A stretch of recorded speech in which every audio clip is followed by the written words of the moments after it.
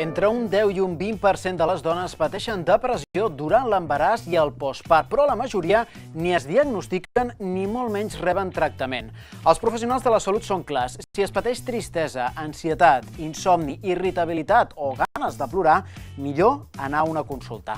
Clàudia Dinarès, companya del Nou TV, bona tarda. Acabem d'enumerar alguns dels símptomes. Com es tradueixen a la pràctica? Doncs sí, Pere, aquests són alguns dels símptomes. Nosaltres ens trobem a l'Hospital de Dia de Pacients Adults d'Osona Salut Mental i, si et sembla, anem a parlar amb una persona que coneix molt bé quins són els símptomes que tu ja enumeraves, que és l'Estel, la psiquiatra d'aquesta consulta que s'ha posat en marxa a Vic. Estel, bona tarda. Hola, bona tarda. En Pere em demanava des de l'estudi quins són els símptomes. Doncs mira, habitualment són els símptomes que també es pateixen en altres episodis depressius o d'ansietat en altres períodes de la vida de la dona, no? Com pot ser la tristesa, la irritabilitat, ansietat, sentir-se molt cansada, no? Però és veritat que per ser aquesta etapa, en un moment tan especial, apareixen alguns pensaments o sentiments molt particulars, com pot ser, per exemple, doncs, la preocupació excessiva pel benestar del nadó, una por irracional a fer-li mal, com poden ser les fòbies d'impulsió, o sentiments de no estimar-lo, no sentir afecte cap a ell, i sentiments de no ser una mare prou bona o ser una mala mare, no? Això genera doncs, molt patiment i moltes dificultats per expressar-ho i també demanar ajuda. Quin tipus de dones són les que arriben a aquesta consulta? Doncs tenim tant dones que ja tenien una patologia psiquiàtrica prèvia i decideixen ser mares o s'han quedat embarassades i llavors doncs, les deriven una mica per fer el seguiment durant tot l'embaràs i el període postpart i poder fer una valoració també del risc i benefici de tractar amb fàrmacs o no tractar per mantenir estable la mare i minimitzar també els efectes adversos en el nadó, no? I per una altra banda, doncs, s'atén també a dones que no han patit mai símptomes psiquiàtrics i aquests apareixen per primera vegada en l'embaràs o el postpart i el que fem és ajudar-les, no, a recuperar aquest benestar i a vincular-se amb el seu nadó. Estel, ho deixem aquí perquè anem a conèixer el cas de la Rosa. Gràcies per atendre'ns. Moltes gràcies. Doncs bé, com us deia, anem a conèixer el cas de la Rosa, que ens espera aquí fora. Ella fa 25 anys va quedar-se embarassada. Ens ha explicat que durant l'embaràs estava platòrica.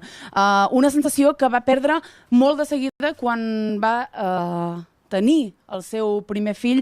Ens espera aquí fora. És la Rosa. Rosa, bona tarda. Hola, bona tarda. El teu cas va començar fa 25 anys. Sí, amb la segona criatura, perquè el primer fill ja va anar tot molt bé, com una seda, però fa 25 anys, doncs sí, vaig tenir una depressió postpart molt aguda i això, amb posterioritat, em va causar, com que no vaig demanar ajuda a temps, em va causar doncs, problemes posteriors i va acabar derivant en un trastorn anímic sever, que ara estic estabilitzada i doncs, bueno, porto bastant bé. Bàsicament, jo volia dir que la gent no tingui vergonya de demanar ajuda.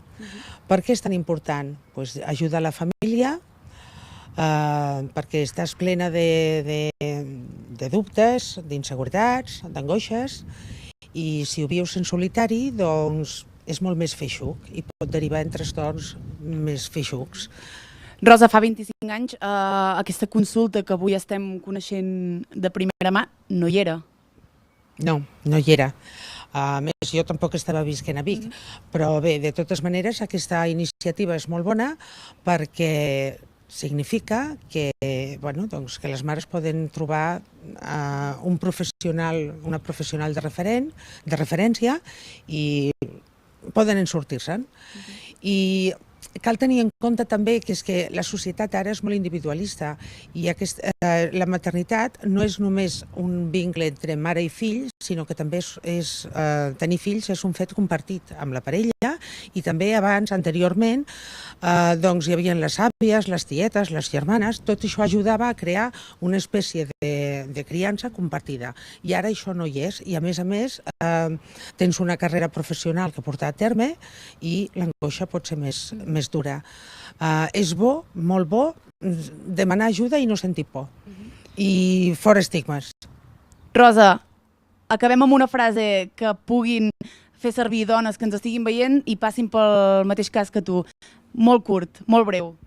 doncs no tinguis por de demanar ajuda, que no per això ets feble, al contrari, ets més valenta si demanes ajuda i afrontes el problema. Gràcies, Rosa. Doncs bé, amb aquestes paraules de la Rosa ens acomiadem i amb aquestes vistes també.